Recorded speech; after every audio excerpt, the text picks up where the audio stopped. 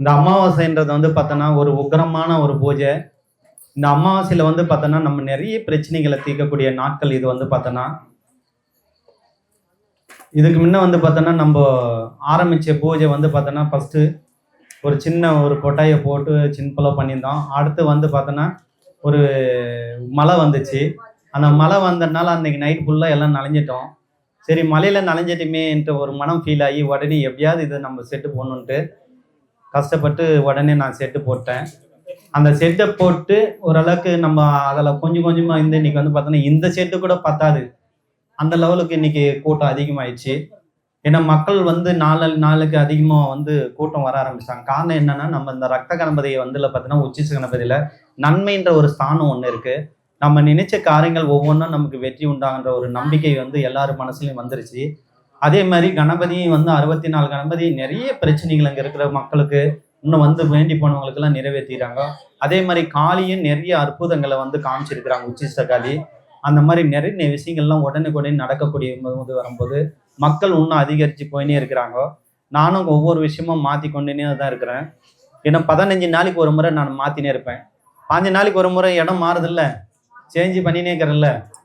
ஆமாம், ஏன்னா இது வந்து நம்ம ஒண்டி தான். நம்ம வந்து யாருக்கிட்டையும் இது வரைக்கும் நான் டொனேஷன் வாங்க கிடையாது. யாருக்கிட்டையும் ₹1 கொடுன்னு கூட கேட்டிருக்க மாட்டேன். என்னுடைய உழைப்பாலே இதை நான் உருவாக்கின்னு வந்துன்னுக்கிறேன்.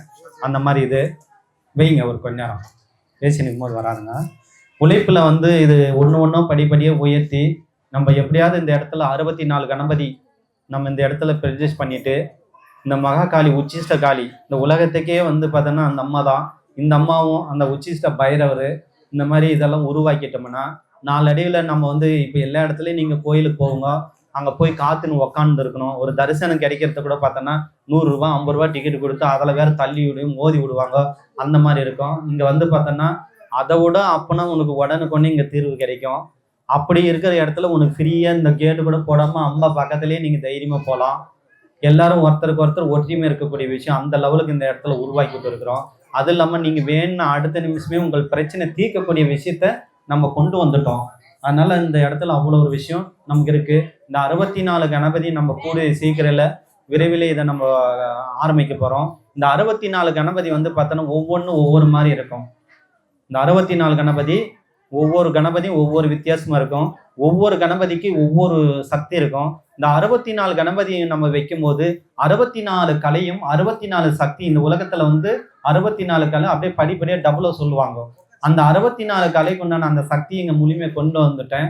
இப்பயே ஒரே வினையில மொத்தம் 64 வினையரோட சக்தி இறக்கிட்டேன். பட் இருந்தாலும் இன்னும் நம்ம 64 கணபதி ப்ரொடியூஸ் பண்ணிட்டோம்னா இந்த வாழ்க்கையில வந்து பார்த்தோன்னா ஒரு மனிதனுக்கு எந்த பிரச்சனை இருந்தாலும் சரி, அது எவ்வளோ பெரிய இதாக இருந்தாலும் சரி, இந்த கோயிலுள்ள வந்து உக்காந்துட்டு போனீங்கன்னாவே உங்க பிரச்சனை தீந்துடும். அந்த லெவலுக்கு நான் இந்த இடம் உள்ள மூலிகைகளால பல சக்கரங்களாக நான் உருவாக்கப்பட்டேன். ஏன்னா 1 நாள் 2 நாள்ல நான் கஷ்டப்பட்டது வந்து பார்த்தோன்னா கிட்டத்தட்ட வந்து 21 ஆண்டு காலமாக நான் உழைச்சிருக்கிற அந்த இதுக்காக ஒவ்வொரு நைட்டும் நான் ரவும் பகலும் தூங்காம வெறித்தனமா இந்த காடு ஜலகாமர நீர்வீழ்ச்சி மேல இந்த இடத்துல எல்லாம் உள்ள கூட யாரும் வரமாட்டாங்க. அப்படியேப்பட்ட இடத்துல உட்காந்து மணிக்கணக்கு மந்திரம் ஜெபிப்பேன். வீட்டுல பார்த்துன்னு தூங்கினே இருப்பாங்க, அவங்களுக்கு தெரியாம டாப்பல் போட்டு என் பாட்டு வந்துருவேன். எங்க போனாங்க தேடின்னு இருப்பாங்க. அந்த லெவலுக்கு நான் வெறி பிடிச்சி அந்த லெவலுக்கு நான் அந்த மந்திரங்களை ஜெபிச்சு அந்த தெய்வங்கள் தேவதைகளை நான் அந்த காட்சி இது பண்ணி தரிசனம் கண்டு எல்லா தெய்வங்களும் நான் வந்து பார்த்தேன்னா எந்த தெய்வம் நான் வந்து காளி விநாயகர் மட்டும் தான் வச்சிருப்பேன். இந்த உலகத்துல எந்த தெய்வம் இருந்தாலும் சரி நான் கூட்டா வந்துருவாங்க. அந்த லெவல் இருக்கு. ஏன்னா நான் எல்லாம் நம்மள வந்து பார்த்தோன்னா கிட்டத்தட்ட 10,000 தெய்வங்கள் இருக்கு இந்து மதத்துல. எல்லாருக்கும் இடம் கிடையாதுங்க வச்சா, அவ்வளோ தெய்வங்கள் இருக்கு. அவ்வளோ பெரிய தெய்வங்களும் நான் ஒரே ஒன்று ரத்த கணபதி வச்சு எல்லா தேவதைகளும் வர வச்சிருவேன். அவ்வளோ ஒரு விஷயம் இருக்கு. இந்த ரத்த கணபதி இந்த இடத்துல பிரதிஷ்டை பண்ணிட்டு பின்னாடி இந்த உலகமே திரும்பி பார்க்க இந்த இடத்துல. அதுக்கு முன்ன நம்ம வந்து பார்த்தோன்னா எனக்கு என்ன தெரியுமா, சின்ன வயசுலேருந்து ஆசை மக்களுடைய பிரச்சனை தீர்க்கணும், அவங்களுடைய கண்ணீரை துடைக்கணும், அவங்களுடைய மனசை நம்ம புரிஞ்சு அவங்களுடைய ஆனந்தத்தை கொடுக்கணும். இதுதான் என்னுடைய ஆசையை. அதே மாதிரி அதனால தான் அந்த 64 கணபதியை நான் ஒவ்வொரு கணபதிக்கு ஒவ்வொரு சக்திகள் ஒவ்வொரு மந்திரங்கள் நான் இங்கேயே நான் மந்திரங்களை ப்ரொடியூஸ் பண்ணி வர்ற பிரச்சனை கணவன் மணி மந்திரம் ஜெபிக்கணும், திருமணத்துக்கு மனம், அப்படியே கல்வி வசியம், ஒவ்வொரு மந்திரங்களும் அதிலே நான் எழுதிட்டு போறேன். ஏன்னா பின்னாடி வந்து யார் எப்படி இருப்பாங்களோ தெரியாது. நம்மளால முடிஞ்ச வரையும் எல்லாத்தையும் ஓப்பன் டாக்கா அடிச்சு விட்டுருந்தோம். ஏன்னா இந்த காலத்துல போய் அந்த காலத்துல எல்லாம் பார்த்தா மந்திரவாதிங்க, சாமியாருங்க எல்லாம் அவங்க புக்குங்களை அந்தந்த மந்திரங்களை வச்சு பத்திரமா வச்சு அந்தந்த குடும்பம் மட்டும் தான் வளருவாங்க. ஆனா மற்றவங்களுக்கு சொல்லி கொடுக்க மாட்டாங்க. மந்திரங்களை பத்தி எடுத்துக்கணும்னா தெய்வங்களை பத்தி சொல்லி கொடுக்கணுமா? ஏன்னா ஏன் போய் அவனும் பெரிய ஆயிடுவான்ற ஒரு எல்லாருக்கும் ஒரு ஈகம் இருக்கும். நான் அந்த மாதிரி கிடையாது. என் பசங்களுக்கே நான் ஒன்றும் மந்திரம் எதுவுமே சொல்லிக் கொடுக்க கிடையாது. இது வரைக்கும் ஒரு மந்திரம் கூட சொல்லிக் கொடுக்க கிடையாது. ஆனா உங்களுக்கு எல்லாருக்குமே நான் மந்திரத்தை சொல்லி கொடுத்துட்டேன். அதே மாதிரி நிறைய பேர் மக்கள் வீட்டுங்களில் பெண்கள் பார்த்தோன்னா நிறைய உபாசனை பண்ணியிருப்பாங்க. அவங்களுக்கு பண்ணி கொடுத்துருப்பேன். இந்த 64 கணபதி, இந்த உச்சிஷ்ட காளி, இந்த கால பைரவர் உச்சிஷ்ட இதெல்லாம் நம்ம பெருசாக பண்ணிட்டு அடுத்து வந்து பார்த்தோன்னா ரத்த கணபதி வந்து நீங்க சாதாரண ஒரு இது கிடையாது. அகோரமோ எல்லா ஆயுதங்களோட உதிரம் போற மாதிரி இருப்பார். அவரு தான். அதனாலதான் பெண்கள் வந்து மாதவிடாயன கூட அங்க தைரியமா வரலாம். எல்லா கோயிலையும் வனான்னுவாங்க. நான் அப்படி கிடையாது. நான் ஆப்போசிட்டு. யாரு வனான்றாங்களோ அதை செய்ய வாங்கன்னுவேன். நீங்க அந்த டைம்ல நீங்க இந்த வந்து பாத்தீங்கன்னா நிச்சயமாக உங்களுக்கு ஒரு நல்ல பலன் கிடைக்கும் இந்த இடத்துல.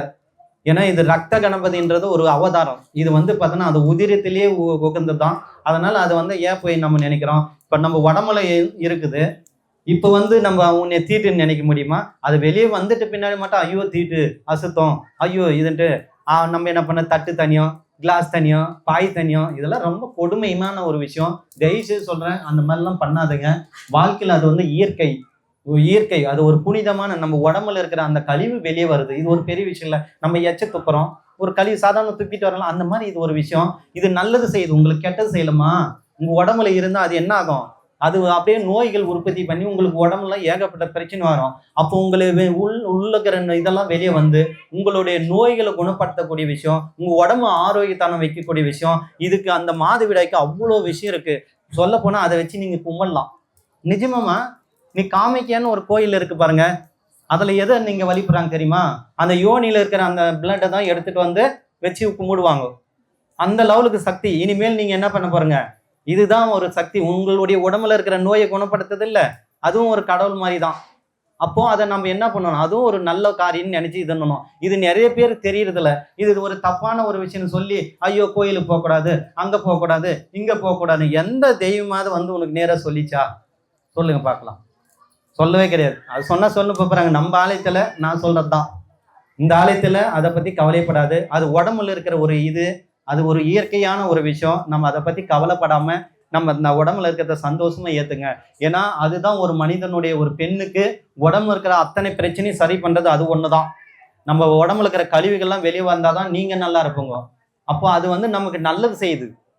நல்லது செய்யறத போயிட்டு நம்ம தூணு ஒதுக்கலாமா? சொல்லு பார்க்கலாம். நல்லது செய்யறதை என்னைக்குமே வர வைக்கணும். இப்போ நான் ஒன்று நல்லது செய்யறதுனால தான் நீங்கள் என்னை வர வைக்கிறீங்க. அந்த மாதிரி அதுவும் ஒரு நல்லது செய்யுது. அந்த மாதவிடாய் நல்லது செய்யும் போது அதை நம்ம மனசார ஏற்றுக்குங்க. நிச்சயமா எந்த பிரச்சனையும் இல்லை. இனிமேல் தாராளமாக வாங்க. என்ன ஒன்றே ஒன்று அப்படி இருக்கும் போது பாத்ரூமில் போகும்போது மட்டும் அதை ஒரு கவரில் கட்டி அந்த நீங்கள் ஆற்றுங்கிற குழி நோண்டி விட்டுக்கிற அதில் அப்படியே சாட்டுருங்க. அதை ஒன்று மட்டும் ஃபாலோ பண்ணுங்க. புரியுதுங்களா? ஏன்னா மற்றவங்களுக்கு இடையூறாக இருக்கக்கூடாது. அந்த மாதிரி ஃபாலோ பண்ணீங்க. இன்று வந்து பார்த்தோன்னா அமாவாசை.